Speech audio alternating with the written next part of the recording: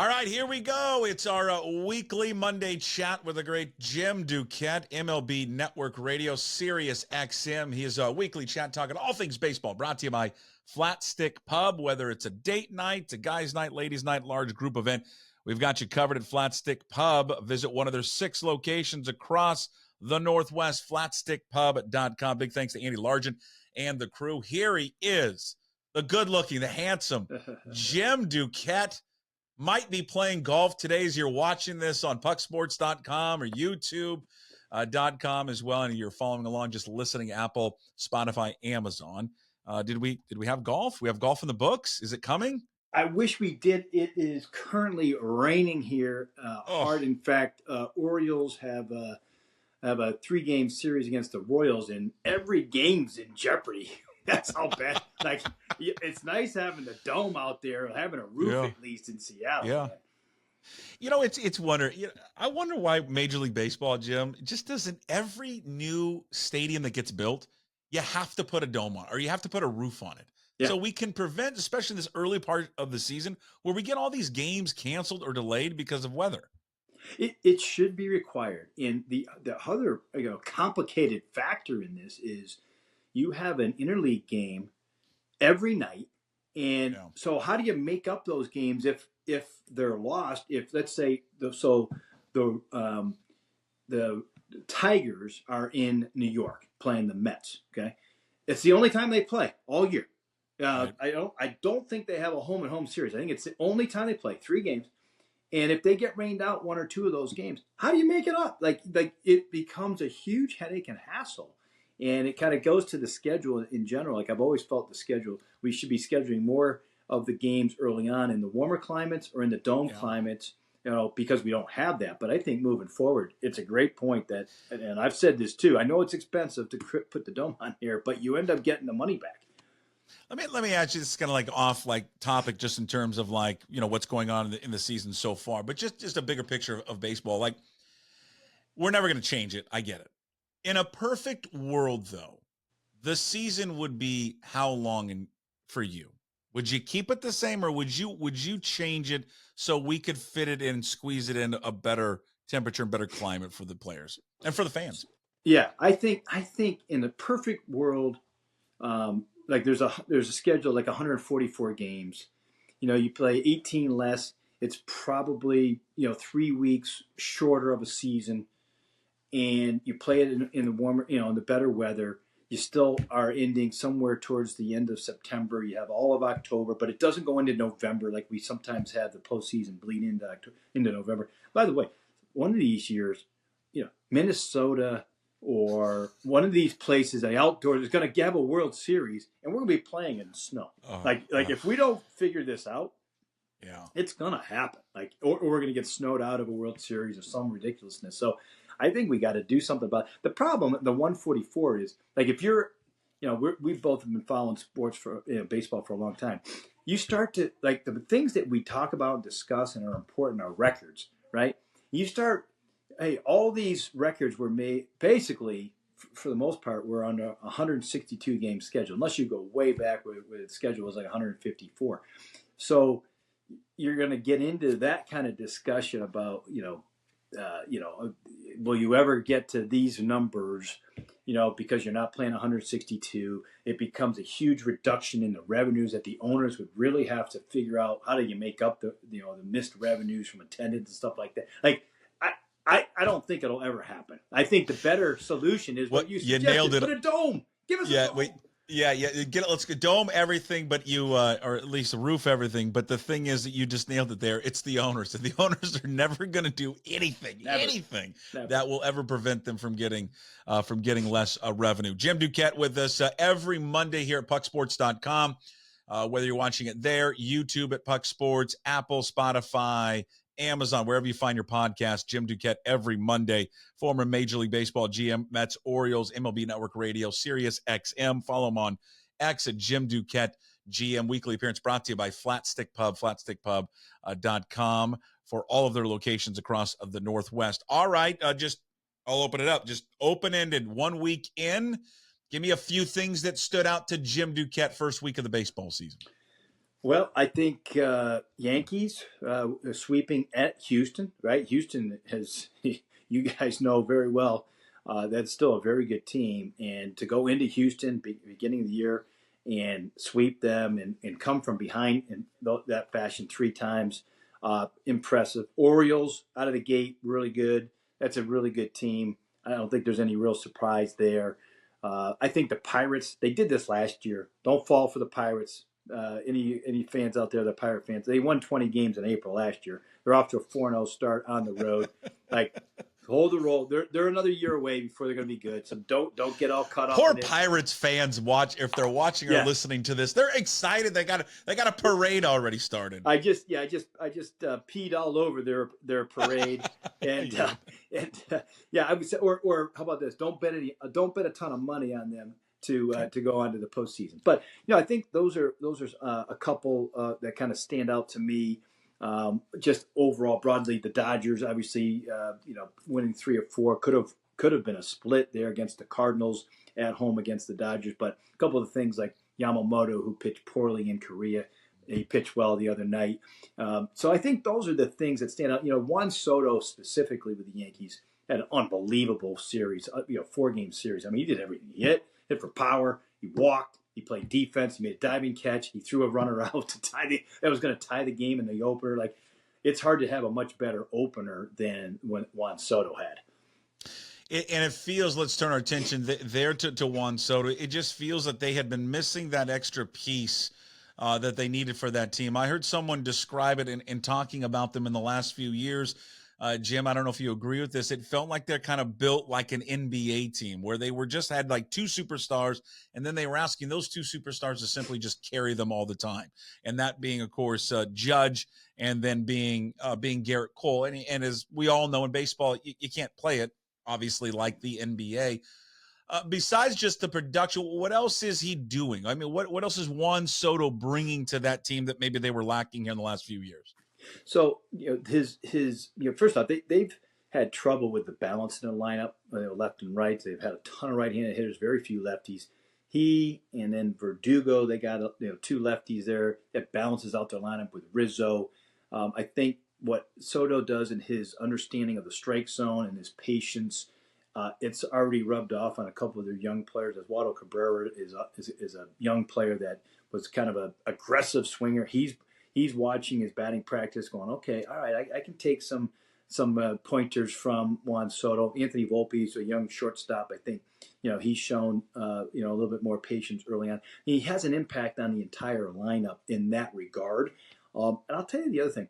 His defense was lousy last year. If you look at any of the metrics, I talked to a lot of evaluators in the game. They didn't like his defense at all. He spent a lot of time this winter playing, improving his defense, improving his throwing, and to see that show up early on too, I think kind of set a tone, for everybody as well. So I think those are the things that he's brought to the Yankees. So their team defense is a lot better than people think.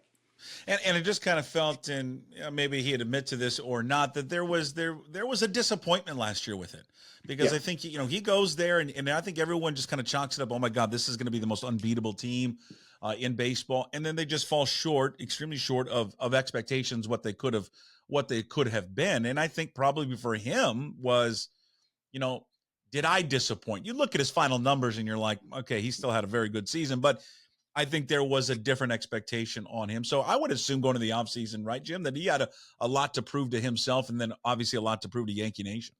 Yeah, I think so. I think he admitted to that as well. And, the offense has always been there. But, he really, if you look at it, he had the really good year that helped the Nationals win the World Series there in 2019 it was. But that's not that easy of a park to hit in, right? And then you go to San Diego, which is definitely a pitcher's park. Like, he's finally in a ballpark that offensively I think suits him, right? That right field porch is really short, and he's not really a pull hitter, but he will make an adjustment and he'll get rewarded for pulling the ball right. So I think the offensive side, that's that part of it. Even though there's maybe a month or two that he's had a down month, he's been really consistent. I just think that he talked about it with going to Jackie Bradley Jr. If you remember him, he was a Yeah. Gold Glove caliber center fielder. He went to Jackie Bradley Jr. in the wintertime, asked him about his defense, some of the things he should work on. They talked about a couple of different things, and then he went to work and worked out with him and got better in that area. So I think his game has been much more well rounded. And to your point, like I feel like he wanted to prove to the doubters that he was a better defender than what he had shown the last year or so. Yeah, and I know people don't like to hear this stuff, especially when it comes to a team like the Yankees. I have this opinion. Sports are better when the marquee franchises are doing better, when they are at the top of their game. It doesn't mean you don't like the Cinderella stories and the teams that kind of come out of nowhere and all of that. But it is better, I think, when those primetime teams are better. And so they're off to a good start. So I think it's better for baseball when you have the Yankees playing there at the forefront. We're going to get to the Mariners in a quick second. Dodgers, again, we talked about it last week on that kind of the first appearance here. The Dodgers are going to have more pressure on them than anybody in baseball. And obviously the pressure mounts with the ongoing investigation there of a Shohei Ohtani. It is going to be real interesting how a guy who is extremely private, Jim, navigates this world of scrutiny now, because there's going to be scrutiny upon Shohei Ohtani like he's never experienced before. It's not the pressure of people watching him. Now it's the pressure of people perhaps doubting him and questioning him of whether or not it's truly believable that he had nothing to do with this gambling investigation. Right. And I think when, at the end of this, even when the investigation is over, there'll still be plenty of doubts, and I'm sure there'll be plenty of questions that come out of that. And you have a chance and had a chance to tell everybody your side of the story. There's a lot of people that had questions out of it. He hasn't made himself available to answer any of those questions since then. And so if the investigation doesn't answer some of them, he's going to have to answer for them himself, or he'll have to suffer the consequences of, like you said, the believability factor that are there. People still wondering, did he actually gamble on it? But the interpreter took the fall for it. And is he, by the way, giving him money on the side to support him so that he can take the hit for Ohtani? Like, there's all sorts of questions that are still going to come out of this, even if he does answer the questions or makes himself available. So he really put himself in a bad spot. This whole relationship that he had with the interpreter has raised so many questions. Again, Jim Duquette with us on Major League Baseball, former GM of the Orioles and also the New York Mets, MLB Network Radio, Sirius XM. He joins us every Monday to talk Major League Baseball, all brought to you by Flatstick Pub. Visit flatstickpub.com for one of the great 6 locations across the Pacific Northwest. All right. One of the biggest storylines that came out of this past weekend, and it's kind of old school versus new school because baseball has changed on how they want to look at this now. The Jeff McNeil, Rhys Hoskins play there at second base. Now, I'm 48. This is the way that you were taught how to play baseball. You go in hard to second base to break up the double play. They've wanted to change the game out of a concern of health of the players. Everyone kind of understands that. What was your reaction? Hoskins justified, McNeil justified, maybe in his reaction. What do you think?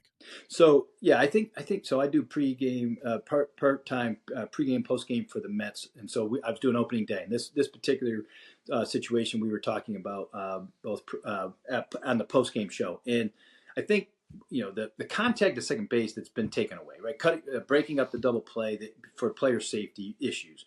And so inherently you're not used to getting contact around the bag. Hoskins historically, I mean, there's 4 or 5 examples just against the Mets where Hoskins has gone in when he was a Philly, gone in hard. He slides late, but it's clean. Usually it's clean. It's within the rules, which there's a couple of rules. You have to make contact with the ground before the bag, which he did. He was slight, but he did. Secondly, you can't veer out of the line to go after the runner. You got to have a straight line from the very beginning, which he stayed in that line.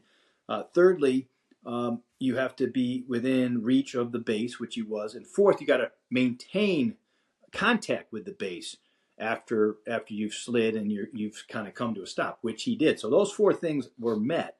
So he didn't violate any slide rule. Major League Baseball reviewed it to double check. But I also understand McNeil's side of things. McNeil, like he made contact. and he slid late, and he could have been hurt. And man, it hurts when somebody spikes you in the leg, in the shin. Sure. So I understand even why he overreacted. What I don't get is why they were throwing at Hoskins the next day. Like, for me, that's the aspect. Like, wait a minute, you're playing the game hard. You play. Nobody except for maybe McNeil, maybe they thought it was a dirty play, but no one else in the sport really thought it was a dirty play. And now all of a sudden we've created this bench clearing incident for no reason. Yeah. It's interesting. I mean, just probably the buildup of bad blood over the years. It feels like more than anything. Yeah. Right. That's exactly right. I think here's the thing. So you were talking about this aspect, and I think we've created this kind of almost non-contact sport. And when you see like hit by pitches, guys reacting, the kind of out of the ordinary too, because that's in the old days they used to be policed that way, and now if there's anything that comes anywhere close to guys, you're going to overreact, and I just think that the reactions of guys these days is different. Like, it's gone are those days where like, okay, well, you know what, I'm going to fix that on the field. I'm going to go in hard, late on a slide or whatever it might be. The chances to retaliate are just not there. Major League Baseball, in their defense, has done a better job of acting quicker on the retaliation part too. So we're not having these weapons being thrown 98 miles an hour at people's heads. That's the other aspect of this. It's because it's a different game too. I mean, totally. I get it, because I mean, those guys weren't throwing like that anymore. If back in the day, and if there were a couple guys that would reach it, now we've got a plethora. We've got a plethora of an entire team that is being able to do that. All right, let's switch gears over the Mariners. They revamped this whole offseason. All they do is revamp their entire team and their offensive approach, and we want to get rid of the strikeouts and cut all that down. They come out there, their first kind of the dress rehearsal, right, so to speak, against the Red Sox in a 4-game series, and they strike out 45 times at a 33% clip. They were second to last year at it around, I think, 26, 27%. So they topped that. So congratulations, Hims. I know there's going to be excuses for it, the weather and all that. But at least in the first 4 games, Jim, they don't seem to have improved on cutting down on their strikeouts, especially when it comes to the breaking balls. And I was just going to say the breaking ball is what stood out to me. I mean, Boston threw, I think, 55% breaking balls against the Mariners. And, this is where it's a copycat lead. So the next teams that they're going to play, until the Mariners make the adjustments, they're going to continue to see breaking balls too. And that's where, we'll see this upcoming series, how it plays out here with Cleveland. It's one of those that you kind of store in the back of your head. You and I we've talked about this. Is the offense going to be better? Are they going to be a team that puts the ball in play? Are they going to have the same powers they had last year? I don't think they'll have the same power. I do think they're going to put the ball in play. So far, they haven't. So, it's hard to sit there and say when you saw 2 games where they had 4 hits each. They were luckily Kirby pitched so well. They won the 1-0 game. Then they had the nice come from behind, late inning walk off. And then they follow that up with another 4-hit clunker on Sunday. We're looking for more consistency out of the lineup. So far, we haven't. Again, it's game 4, but I do think this will be better. But right out of the gate is not what you wanted. Okay, so it brought to my I do a weekly with a guy who covers the Mariners, and he was talking to some players down in spring training and about the weather and the factor of it. And of course, they're going to see a bunch of different pitchers during spring training anyways. They're not seeing the top pitchers all the time, and certainly if you're not going to see the top pitchers, you're certainly not going to see the top stuff. But one thing the hitters noted to our guy Brad Adam, who does a pre and post game show out here for Root Sports, he said that the ball when you're in Arizona, a breaking ball is just not going to break as much. Right. It's for some reason it just doesn't have that hard bite as in other places, especially when you come into Seattle, marine layer, thicker air, and all that. And then when they get up here, players and hitters notice it right away. They go from 84 degrees down to about 43 degrees because that's usually when they're playing at night. How much is there truth to that? How do you, if that's the case, what do you do in his organization to combat that? Do you come up sooner? Do you end spring training sooner and get up here and then, I don't know, get a machine out there and simulate it as much as possible so they can get used to it faster? What would you do, or what should they do to look into that? Well, I do think that you hit on a couple of things, and you see this in Colorado. Colorado has a huge problem because everyone talks about how difficult it is to pitch, and we know the breaking ball doesn't break as much in Colorado. We're talking about similar stuff in Arizona where the ball doesn't break as much, so you don't see the same spin. But they take a machine with them on the road. But their hitters are impacted when they go on the road. The first game or two, they have to make adjustments on the breaking ball even more so than the pitchers do. And they've had a hard time with their offense over the last couple of years. Part of that's personnel related. Part of that is making adjustments to hitting at sea level or below a mile high, the mile high city. Just the altitude that they hit at. So I think to your point, like I think with Seattle, getting out of Arizona a couple of days earlier, and using they have the breaking ball machine, getting them used to seeing breaking balls and starting to hit that. I think that would help. And I think over time it will get better. But if you want to have a better start to hitting breaking balls, you might want to break camp, a day or two earlier and maybe have a couple exhibition games, or get out of Arizona, go somewhere else where the altitude's different and better, where you can get used to the breaking balls and just kind of start that routine a little bit more. I would change it up. I don't know. Yeah, I would change it up. I don't know if you can break camp early or talk to baseball. Hey, we want to cut back on the games or something. Come up here and scrimmage the Tacoma team and do it at T-Mobile and do it and simulate, because they've gone from playing. I think one thing they haven't looked at, they've gone from playing most of their games at 1 o'clock, 3 o'clock in Arizona, where it's so warm and so dry. And then when they leave Arizona, they go play in San Diego. That's wonderful. I mean, it's beautiful weather there. And then they come up here, and then every game is at 6:45, 6:50, 7 o'clock at night, and it's freezing. And I mean, fans don't like it. There is no way that a player, as great as they are, can like those conditions. And I think whether physically Jim has an impact on them, I guarantee mentally it does. It has to. It does. Well, it does. In the weather, like in the cold weather areas, it impacts players in a different way, right? They're in Florida. They're in perfect 75, 80-degree weather. They're in Arizona. It's perfect. And then they go into this cold weather. We saw up in Minnesota, the Royce Lewis, who's had injuries. He blows out his quad right away. He had a couple hammies, with guys. There's no real good way to do it. Like, you're so careful on the medical front in spring training these days that I wonder if they're actually being trained properly to be ready for the start of the season.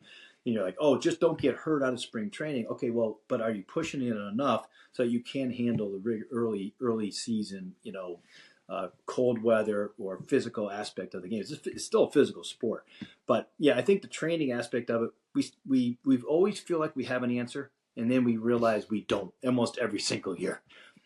That sounds a lot like my life. I mean, I always think I have an answer, Jim. I'll be honest with you, and then I realize I don't. I don't have any ansers. I think we're all. Why do I have an addiction to peanut butter so much? Well, because I just love peanut butter.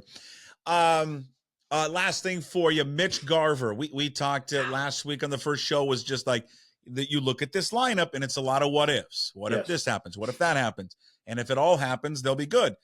Well, he immediately is injured, back spasms, doesn't play in 3 of the 4 games. So first weekend of the season, Jim, we're already dealing with something that a lot of fans out here were pessimistic about, because these guys, the inability to stay healthy, and we see it affect Garver right away.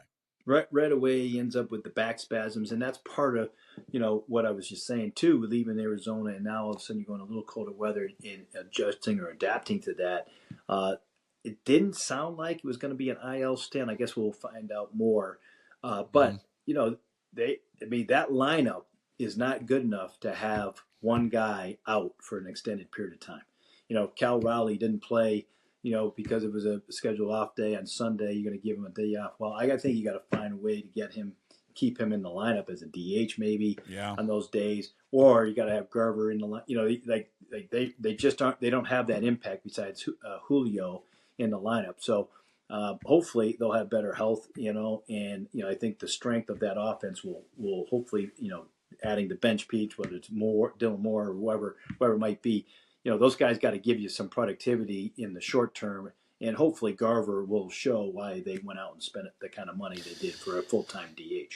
You are a busy man. You're wearing a lot of hats, Sirius XM, MLB Network Radio. Of course, you do pre and post with the Mets. You're joining us here at pucksports.com, and it's all brought to you by Flatstick Pub and flatstickpub.com for all their locations. Jim, we appreciate it every Monday.